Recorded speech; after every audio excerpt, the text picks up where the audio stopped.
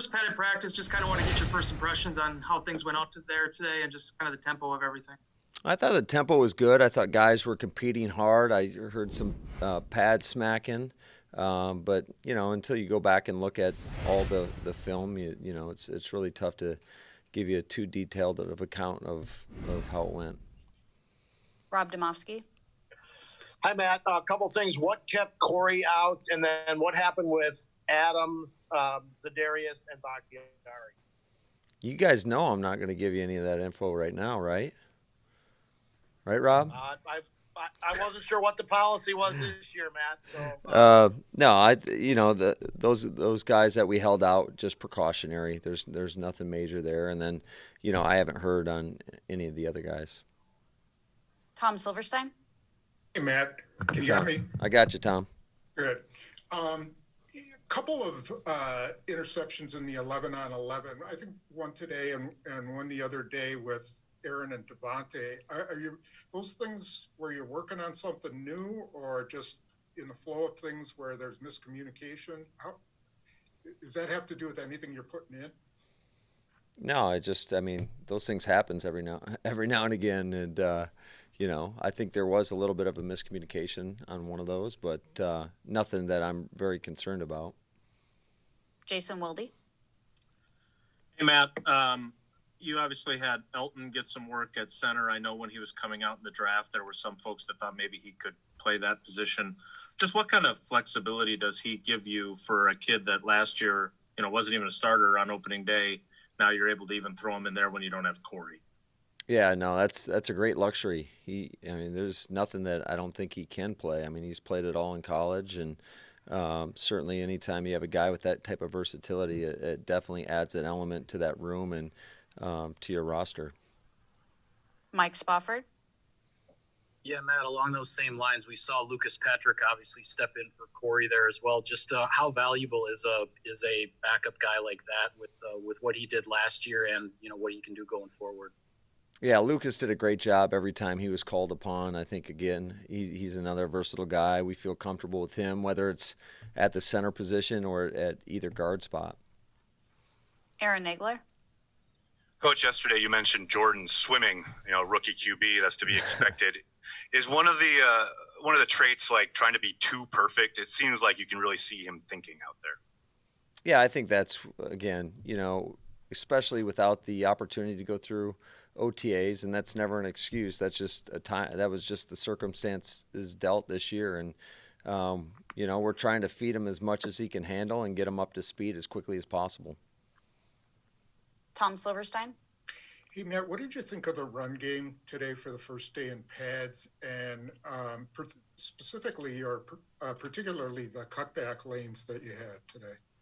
Yeah, I thought it's kind of a double-edged sword, because if the offense is running it well, then we got to do a better job on defense. And if we're not running it very well, the defense is doing a great job. So I think there was a combination of both good and bad on both sides of the football. Jason Wilde. Hey, Matt, Wes asked you about it being the first padded practice, but you've obviously got a bunch more of these. Can you kind of take us through what you're thinking in terms of getting the most out of these practices? Obviously, you split things up today a little bit. Can you do that every day? And just how vital is it for you to get the absolute most out of what you're doing out there? Yeah, that's kind of why we did it today is with the time constraints only being allotted 90 minutes.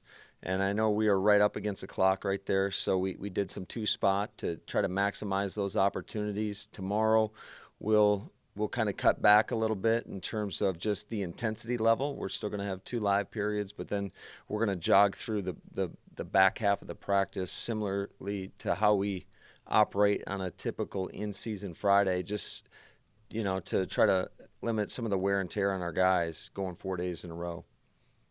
Mark Daniels. Hey, Matt, whether it's one-on-ones or even in the team drills, can you just talk about how it just appears that the defensive backs are really making it a point to challenge your guys on the perimeter? Yeah, well, first of all, I think that, we've got a pretty talented defensive back room. There's a lot of competition there, and, you look at our starters in particular. I mean, I feel as good as about that group as any in the National Football League. So they still got to go out there and do it on a daily basis. But I think they're guys that love to compete. They're young and they're hungry. Matt Schneidman.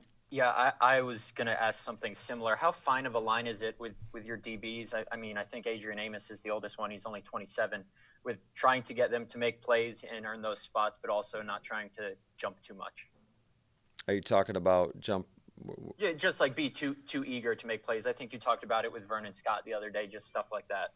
Yeah, I think, when given the opportunities, we trust those guys, and they've got to trust what they see, and it's a fine line in practice about when you take those ops to go make a play, because certainly we don't want collisions out there, and that's something that we talked to the team at length about, and but I am excited about that room. Jim Ozarski. Good afternoon, Matt.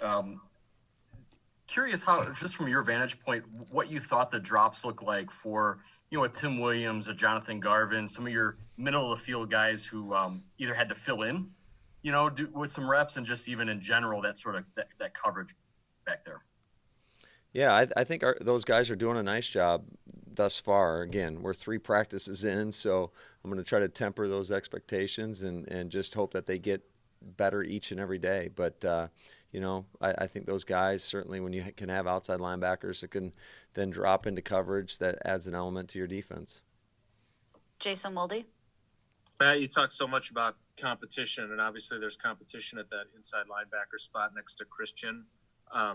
Oren's had some really rotten luck his first 2 years with injuries. What, even in 3 days, have you seen from him, and what are you kind of hoping for from him this season?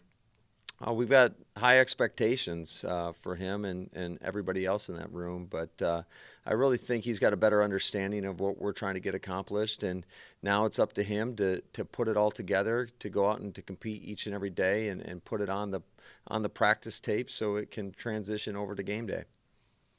We have time for a few more. Tom Silverstein. Hey, Matt, had 3 days to judge, what the transition from the off-season part of the training camp to now. How have you felt it's been? Was it cleaner than you expected it to be? Were there more mistakes than you thought?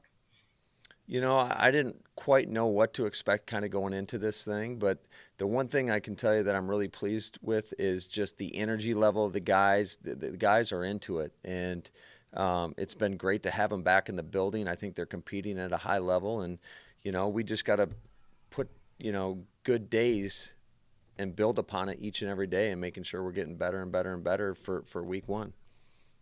Ryan Wood. Hey, Matt, you've given Mon the chance to rotate in with that starting defensive line early in camp, just like he did last year. Was there something – I know he didn't play a lot of snaps last year, but was there something he showed you last year or maybe even through meetings this year that he should get that kind of opportunity at this point? Well, Mon's talented. There's no doubt about it, and I think he works hard, and he finishes to the ball. He does a lot of great things, and it's just what it's going to come down to is just playing his responsibility and doing it consistently. Last one, Aaron Nagler. Coach, Robert Tanya was kind of the forgotten man this offseason as far as buzz around the team. He's put together a couple really clean, good practices. I know you're not going to name a starter today, but is he in play to be tight end 1 on this team? Absolutely. We feel really good about Bobby, and I will tell you, he worked extremely hard this offseason. You can tell his body, he looks in great shape. I think he's got a much better understanding of what we're trying to do on the offensive side of the football. And, again, it's going to be a competitive situation for not only that room, but for every position on this team.